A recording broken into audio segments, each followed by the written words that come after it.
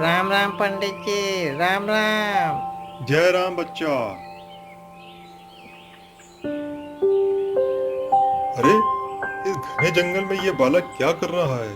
चलो देखते हैं चल के। अरे बेटा, तुम कौन हो और इस जंगल में अकेले क्या कर रहे हो? मैं हरिपुर गांव का रहने वाला हूँ। मेरा नाम श्यामू है। मैं बहुत गरीब आदमी हूँ। आज मेरे बड़े भाई ने मुझसे झगड़ा किया है और मुझे खरी खोटी सुनाकर मुझे घर से निकाल दिया है। मुझसे कहा है कि मैं बहुत सारा धन कमा के लाऊं। इसलिए मैं किसी काम की तलाश में निकला हूँ घर से, और चलते चलते इस पेड़ के नीचे बैठ गया हूँ। श्यामू, मैं रामपुर का प्रसिद्ध पंडित सूर्य नारायण हूँ। अगर तुम चाहो तो मैं तुम्हारी गरीबी दूर करके मैं तुम्हें राजा बना सकता हूँ। क्या सचमुच ऐसा हो सकता है? हाँ श्यामू, ऐसा हो सकता है, लेकिन तुम्हें राजा बनने के लिए थोड़ा कष्ट सहना पड़ेगा। कष्ट? कैसा कष्ट? श्यामू, मुझे तुम्हारे हाथ पे राजयोग की रेखा बनानी पड़ेगी। लेकिन हाथ पे रेखा किस तरह बनाई जा सकती है? मुझे चाकू से तुम्हारे हाथ पर एक रेखा बनानी पड़ेगी। ऐसा करने से तुम्हें थोड़ा दर्द होगा, लेकिन इसके बाद तुम्हारी किस्मत बदल जाएगी। पंडित की बात सुनकर श्यामू सोच में पड़ गया। फिर कुछ देर सोचने के बाद वह कहने लगा, पंडित जी, मुझे आपकी बात मंजूर है। मेरे हाथ पे यह रेखा खींच दीजिए। पंडित ने अपने थैले से चाकू निकाला और एक राजयोग की रेखा बना दी और बोला, श्यामू, अब तुम यहाँ से जाओ। तुम्हारी किस्मत में एक राजयोग बन चुका है और तुम जल्दी किसी राज्य के राजा बनोगे। श्यामू ने पंडित को प्रणाम किया और वहां से चल पड़ा। उसके जाने के बाद पंडित भी वहां से चला गया। श्यामू खुशी से आगे चलता जा रहा था।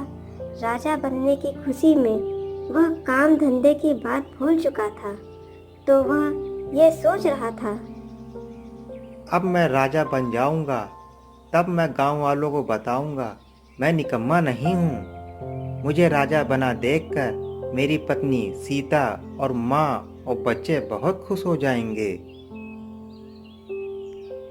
इस नगर में जाने से पहले क्यों ना इस मंदिर में सिर झुकाता चलूं। श्यामू ये सोचकर मंदिर में चला गया। मंदिर में जाकर पूजा की और कहने लगा, हे भगवान, मेरी मनोकामना पूरी कर दो, मुझे राजा बना दो। श्यामू मंदिर में खड़ा था, तभी कुछ सैनिक आए और कहने लगे, तुम्हें हमारे मंत्री जी ने बुलाया है। किस लिए? इस प्रश्न का उत्तर तो मंत्री जी ही देंगे। वे तुम्हारी प्रतीक्षा कर रहे हैं। अच्छा, तो फिर चलो। श्यामू उस सैनिक के साथ चल पड़ा। जैसे ही वह महल के पास पहुंचा, मंत्री ने उसका स्वागत किया और कहने लगा, आइए हुजूर, हम आपका स्वागत करते हैं। यह मंत्री मुझे इतना सम्मान क्यों दे रहा है? यह सब क्या मांग रहा है? अरे, मैं किसी मुसीबत में तो नहीं फंसने वाला हूँ। श्यामू को सोच में पड़े हुए देखा तो मंत्री ने कहा, हुजूर, आप अपने मन में किसी तरह की भी कोई शंका मत रखिए। हम आपको बहुत ही ऊंचे पद पर बैठाने वाले हैं। पद? वो कौन सा? हाँ हुजूर, आप आज से हस्तिनापुर राज्य के नए महाराज होंगे। यह सुनकर श्यामू अचंभित रह गया और बोला, राजा और मैं, ये क्या कह रहे हैं आप? क्या मैं कोई सपना तो नहीं देख रहा हूँ? नहीं हुजूर, ये सपना नहीं बल्कि हकीकत है। आज सुबह की बात है। हस्तिनापुर राज्य में हमारे महाराज मान सिंह जी की मृत्यु हो गई है। उनकी कोई भी संतान नहीं थी। इस राज्य की प्रथा के अनुसार राजा की मृत्यु के 3 दिन में जो परदेसी इस मंदिर में जो भी सबसे पहले पूजा करता है, उसे ही नया राजा घोषित कर दिया जाता है। आपने इस प्रथा को पूरा किया है, इसलिए आप इस राज्य के नए महाराज हैं। श्यामू मन ही मन में सोचने लगा।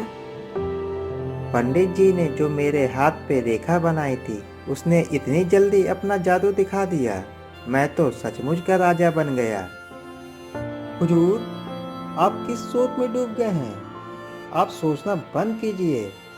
आप हमारे साथ महल में चलिए, वहाँ आज आपका राज तिलक किया जाएगा। हाँ मंत्री जी, चलिए। फिर मंत्री सम्मान सहित श्यामू को राजमहल ले जाता है। वहाँ पर श्यामू का राज्याभिषेक किया गया और वहाँ मंत्री ने सभी को बताया। नगर वासियों सुनो, आज से हमारे राज्य के नए महाराज श्यामोसर सिंह हैं। भाग्य बदलता है। श्यामू अब राजा बन चुका था। साथ ही साथ श्यामू से राजा श्यामेश्वर सिंह हो चुका था। जब काफी देर हो गई, श्यामू अपने घर वापस नहीं लौटा, तब उसकी पत्नी सीता परेशान होने लगी। हे ईश्वर, अब मैं उनको कहाँ ढूंढूं? गांव वालों से तो उनकी पूछताछ मैं कर चुकी हूँ, लेकिन उनका कोई पता नहीं चल रहा है। गांव वालों का कहना है कि उन्हें सुबह गांव के बाहर जाते देखा था। हे ईश्वर, वो कहाँ गए होंगे? ठीक तो होंगे ना? मुझे उनकी बहुत चिंता हो रही है। उधर श्यामू जो राजा बन गया था, वह सोच रहा था। हे भगवान, मेरे जैसे दिन बदले हैं वैसे सबके बदले। मैं राज्य का राजा बन के राज्य करूंगा और मैं अपने गांव कभी वापस नहीं जाऊंगा। कल ही मैं सैनिकों को भेजकर सीता को और माँ और बच्चों को बुलवा लूंगा। वो चारों मुझे यहाँ राजा बना देखकर बहुत खुश होंगे।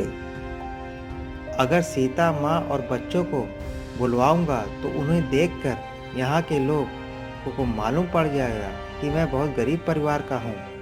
नहीं, मैं यहाँ उन्हें नहीं बुलवाऊंगा और अपना पता भी नहीं दूंगा। अब मैं राजा बन गया हूँ। अब मैं किसी राज्य की राजकुमारी से विवाह करूंगा। यह सोचकर श्यामू सो गया। दूसरे दिन उसने अपने मंत्री को आदेश दिया। मंत्री जी, रामपुर के प्रसिद्ध पंडित सूर्य नारायण को यहाँ बुलवाना चाहता हूँ। जो हुक्म महाराज। मंत्री ने एक सैनिक को आदेश दिया कि वो रामपुर के लिए रवाना हो जाए और पंडित सूर्य नारायण को बुलाकर यहाँ ले आए। वो सैनिक रामपुर पहुंचकर पंडित सूर्य नारायण से मिला और कहने लगा। पंडित जी, आपको हस्तिनापुर के राजा श्यामोसर सिंह ने बुलवाया है। मुझे आदेश दिया है कि आपको अपने साथ ले आऊं। हस्तिनापुर के राजा ने मुझे याद किया है, लेकिन मैं तो उन्हें जानता तक नहीं। फिर उन्होंने क्यों बुलवाया है? कहीं ऐसा तो नहीं कि मेरी ज्योतिष विद्या की बात उन तक पहुंच गई? वह अपना हाथ दिखाकर अपना भविष्य जानना चाहते हो। सूर्य नारायण, ऐसा मौका हाथ से ना निकल जाए। तुझे इसे स्वीकार कर लेना चाहिए। ये सोचकर वह कहने लगा। ठीक है, मैं तुम्हारे साथ चलने को तैयार हूँ।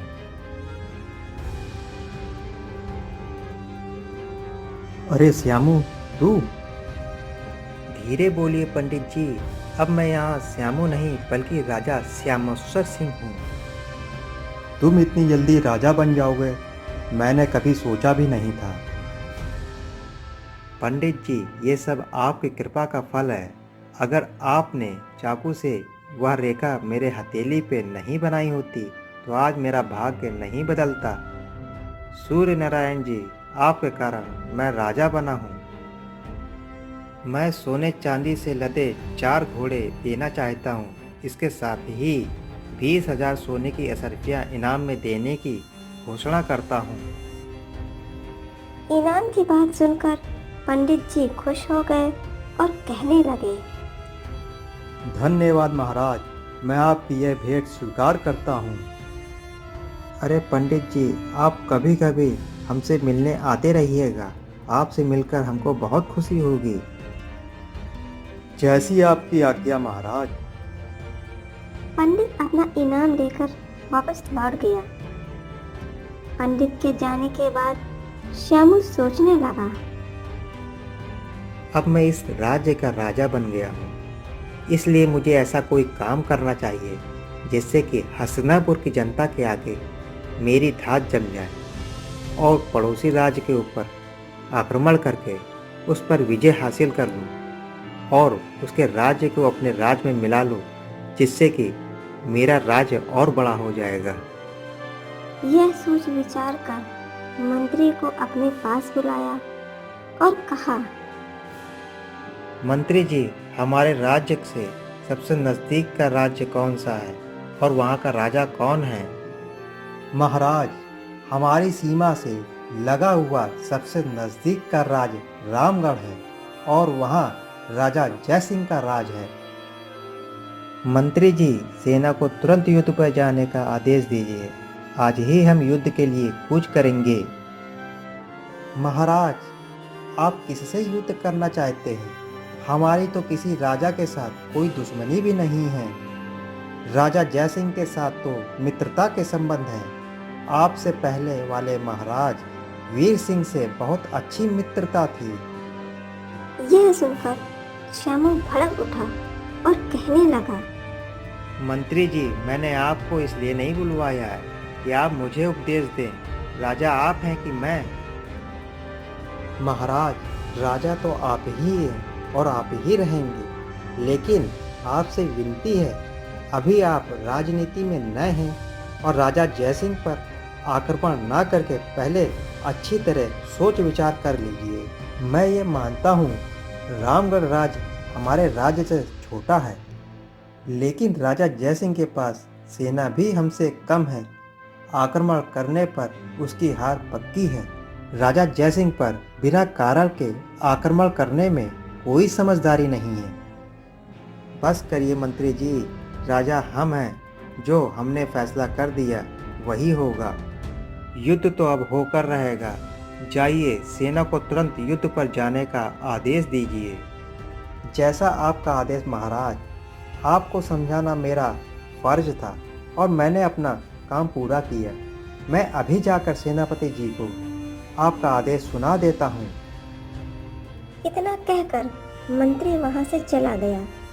जब वह सेनापति के पास पहुंचा तो कहने लगा, सेनापति जी, हमारे महाराज श्यामोत्सव सिंह रामगढ़ राज्य पर आक्रमण करना चाहते हैं। आप जल्दी से पूरी सेना को एकत्र कीजिए और युद्ध पर जाने के लिए तैयार हो जाइए। मंत्री जी, आपने इस आक्रमण करने से मना नहीं किया महाराज को? सेनापति जी, मैंने महाराज को बहुत समझाया, लेकिन वो अपनी जिद पे अड़े हुए हैं। इसलिए अब युद्ध के अलावा और दूसरा कोई विकल्प नहीं है। ठीक है मंत्री जी, आदेश का पालन हो जाएगा। मैं सारे सैनिकों को एकत्र करता हूँ। युद्ध पर जाने की सभी तैयारियां पूरी हो गई। उस दिन दोपहर को राजा श्यामेश्वर सारी सेना लेकर रामगढ़ चल पड़ा। जब राजा जयसिंह को सूचना मिली तो वह सोचने लगा, हस्तिनापुर के राजा को ये क्या सूझी? क्या वहां के मंत्री जी ने नहीं बताया कि हमारा तो उनके साथ मित्रता का संबंध है? किंतु संकट आ ही गया है तो युद्ध तो करना ही पड़ेगा। लेकिन हमारी छोटी सेना हस्तिनापुर की विशाल सेना से मुकाबला कैसे करेगी? कुछ भी हो, युद्ध तो करना ही पड़ेगा। जल्द ही हस्तिनापुर और रामगढ़ की सेनाएं आमने सामने थीं। थोड़ी ही देर में रामगढ़ की सेना हार गई। यह देखकर राजा जयसिंह सोचने लगा, इससे पहले हस्तिनापुर का राजा कहीं कैदी ना बना ले, उससे पहले मुझे यहाँ से भाग जाना चाहिए, नहीं तो कहीं वो मुझे कैद न कर ले। यह सोचकर राजा जयसिंह युद्ध भूमि से भाग जाता है। जल्द ही वह युद्ध भूमि से काफी दूर जा चुका था और फिर वह सोचने लगा, अब मैं यहाँ से कहाँ जाऊँ? राजमहल में महारानी अकेली रह गई है। मुझे यहाँ से गुरु कश्यप के पास जाना चाहिए। शायद कोई वही रास्ता दिखाए। वहाँ पहुँचते ही मैं महारानी को बुलवा लूंगा। राजा आश्रम की तरफ जाने लगा।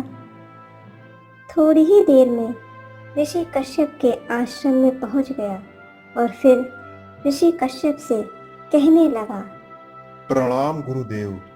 बेटा जय सिंह, यहाँ कैसे? तुम्हारी यह हालत कैसे हुई?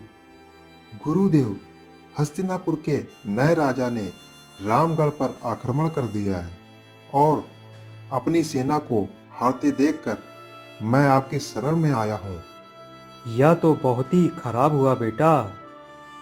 गुरुदेव, राजमहल में मैं महारानी को अकेला छोड़ के आया हूँ। कहीं शत्रु उनको मौत के घाट न उतार दें। नहीं बेटा, ऐसा नहीं होगा।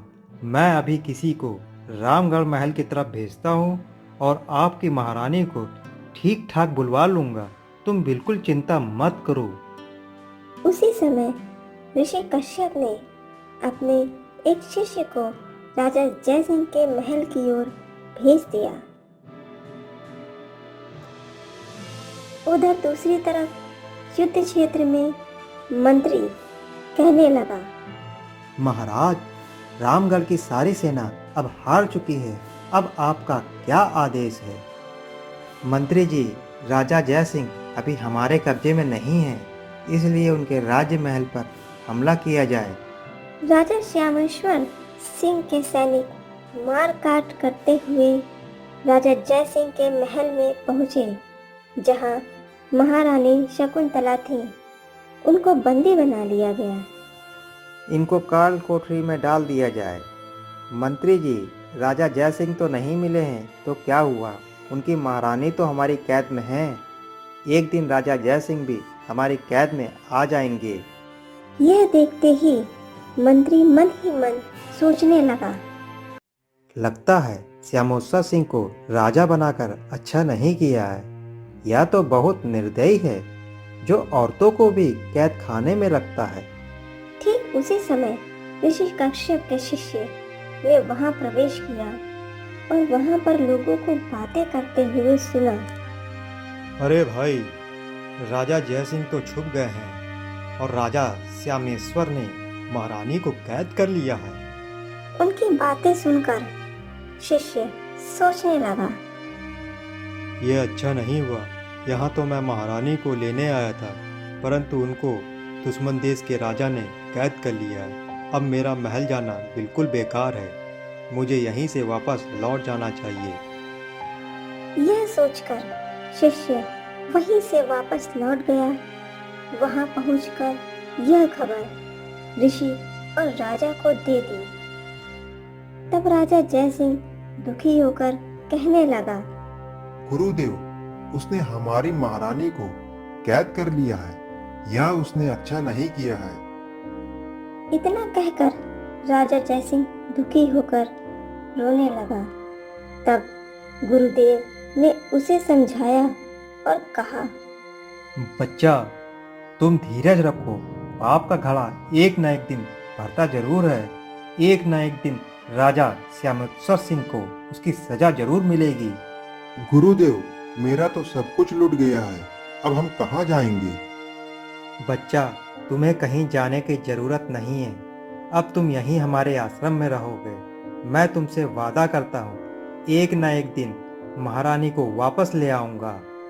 जैसी आपकी आज्ञा गुरुदेव। दूसरी तरफ राजा श्यामेश्वर सिंह ने हस्तिनापुर में यह घोषणा की, रामगढ़ के वासियों, आज से रामगढ़ राज्य हमारे अधीन रहेगा और आज से इस राज्य पर मेरा ही हुक्म चलेगा।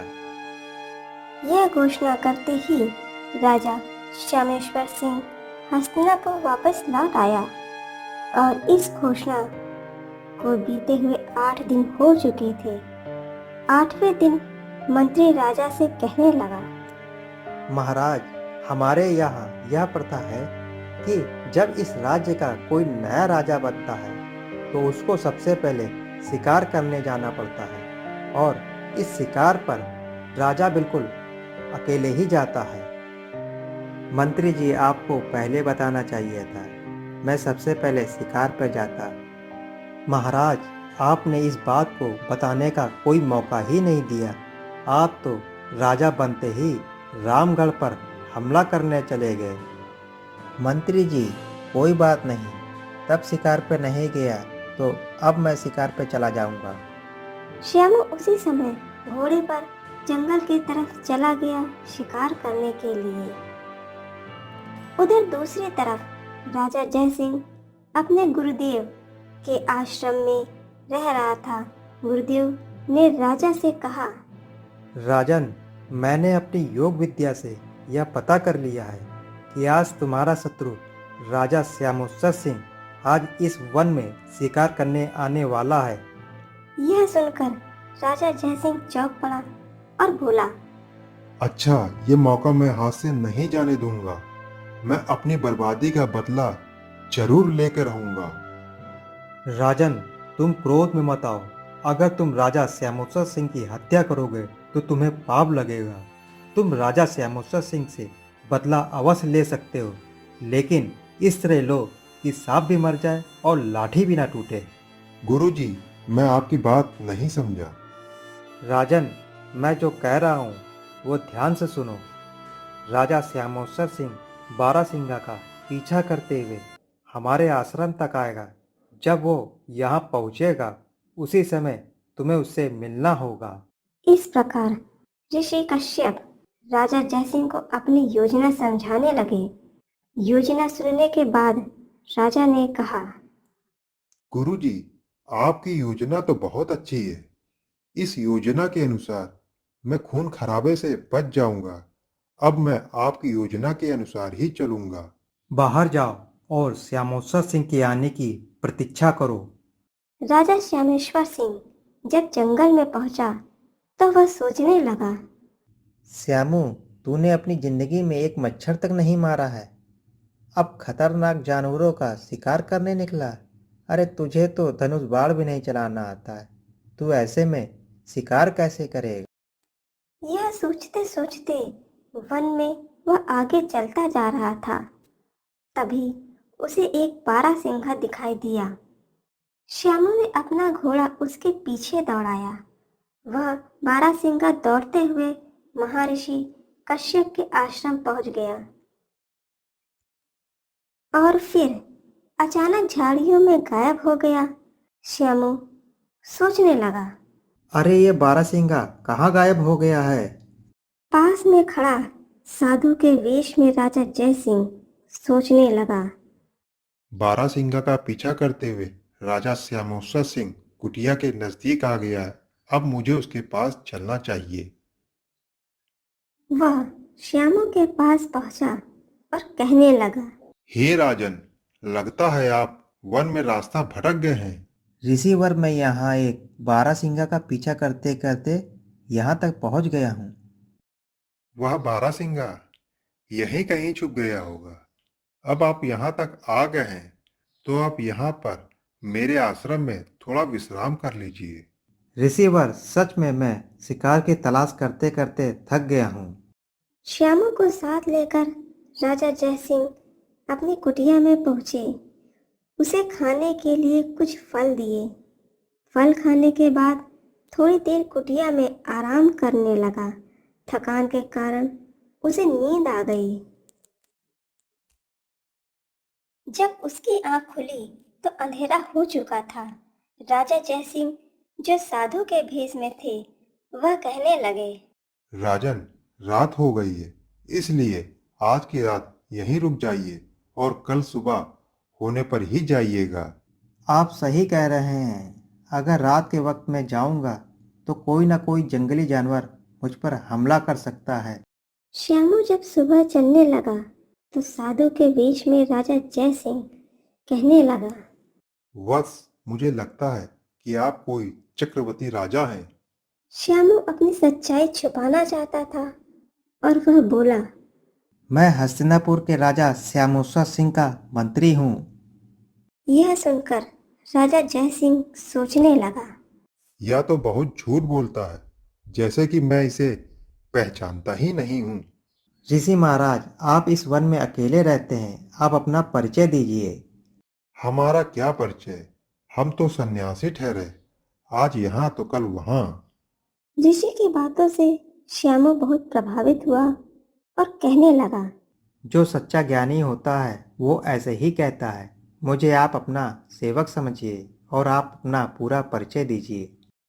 सुनो राजन, मैं बहुत समय से इसी जंगल में रह रहा हूँ और मेरा नाम दुकटुनु है। सृष्टि के आरंभ में मेरा जन्म हुआ था। आज तक मैंने सिर्फ 2 बार अपना शरीर बदला है, इसलिए मेरा नाम दुकटुनु है। ऋषिवर, आप सृष्टि के आरंभ में पैदा हुए हैं और आप इतने साल बाद भी जीवित हैं। इसमें आश्चर्य की कोई बात नहीं है। तपस्या से ये सब संभव है। तपस्या से मैं सर्वज्ञ बन गया। कहो तो मैं इस बात का प्रमाण अभी दे सकता हूँ। तुमने मेरे सामने अभी झूठ बोला है। तुम राजा श्यामोसा सिंह के मंत्री नहीं, बल्कि खुद राजा श्यामोसा सिंह हो। ऋषिवर, आप सचमुच अंतर्यामी हैं। मैंने शुरू में ही अपने ज्ञान के प्रभाव से सब कुछ जान लिया था। मैं तुम्हें आशीर्वाद देता हूँ, तुम्हारा नाम तीनों लोकों में फैले। लेकिन क्या ऋषिवर? यूं तो पृथ्वी के सभी राजा तुम्हारी दास्तान स्वीकार कर लेंगे, लेकिन अपने राज्य में ही सभी ब्राह्मणों से तुम्हें खतरा है। ब्राह्मणों से खतरा? वो कैसे? हाँ राजन, यदि तुम ब्राह्मणों के क्रोध से बच गए तो इस पृथ्वी पर तुम्हारा अनंत काल तक राज होगा। ऋषिवर बताइए, ब्राह्मणों के क्रोध से कैसे बचा जा सकता है? तुम्हें अपने राज्य के सभी ब्राह्मणों को अपने महल में भोज के लिए बुलाना होगा।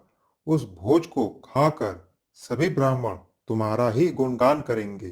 तब तो मैं जाकर सभी ब्राह्मणों को भोज पे बुला लूंगा, लेकिन ऋषिवर, आपको भी मेरे साथ चलना पड़ेगा। वैसे तो मैं कभी किसी के महल में नहीं जाता, लेकिन तुम्हारे खातिर मैं चलने को तैयार हूँ और हस्तिनापुर जाकर मैं अपनी देख रेख में सभी ब्राह्मणों का भोजन तैयार करवाऊंगा। ये तो और भी अच्छी बात है ऋषिवर। ठीक है, अब तुम जाओ और 4 दिन बाद हस्तिनापुर आऊंगा। तब तक सभी ब्राह्मणों को भोज पे आने का न्योता भेज दो। जैसा आपका आदेश ऋषिवर। उधर राजा जयसिंह कश्यप ऋषि के पास पहुंचा और कहने लगा, गुरुदेव, आपने जैसा कहा था मैंने वैसे ही किया। अब मुझे आगे क्या करना होगा? जय सिंह, मैं तुम्हें एक खास तरह की जड़ी बूटी का पाउडर दूंगा। वहां जाकर सबसे पहले राजा श्यामोसा सिंह की दाएं हाथ की हथेली में उसे डाल देना। ऐसा करने से क्या होगा गुरुदेव? राजन, श्यामोसा सिंह के हाथ में एक ज्योतिषी ने राजयोग की नकली रेखा बना दी थी। जैसे ही उस पाउडर को उसकी हथेली में डालोगे, वह रेखा तुरंत मिट जाएगी। ऐसा होते ही राज्य के सभी लोग श्यामोत्सव सिंह के विरोध में हो जाएंगे और भोजन वाले दिन ब्राह्मणों के खाने में क्या करना है मैंने तुम्हें पहले ही बता दिया है। तुम्हें वहां जाकर ब्राह्मणों के भोजन को अशुद्ध कर देना है, जिसके कारण सभी ब्राह्मण क्रोधित हो जाएंगे और वह क्रोध में आकर श्यामोत्सव सिंह को श्राप दे देंगे। इसके बाद राज्य के सभी लोग श्यामोत्सव सिंह की जगह तुम्हें राजा बना देंगे।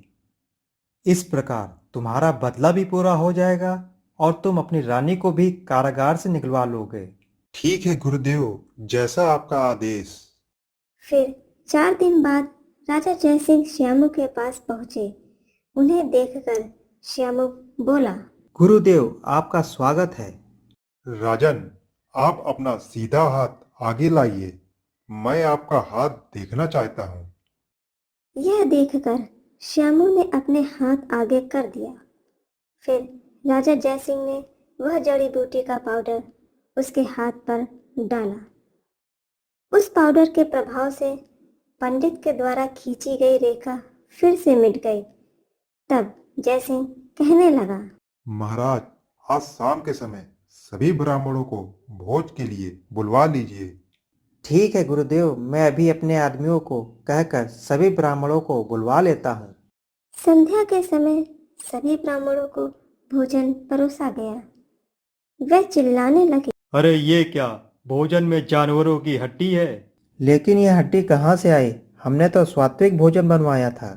राजा श्यामोत्सव सिंह, क्या तुम भूल गए हो?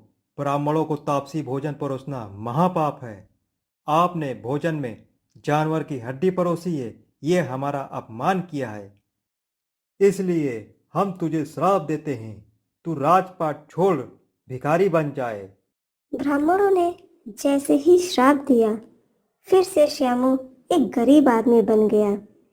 यह देखकर साधु के रूप में आया हुआ जयसिंह कहने लगा, श्यामेश्वर सिंह, यह सब तेरे पापों का फल है।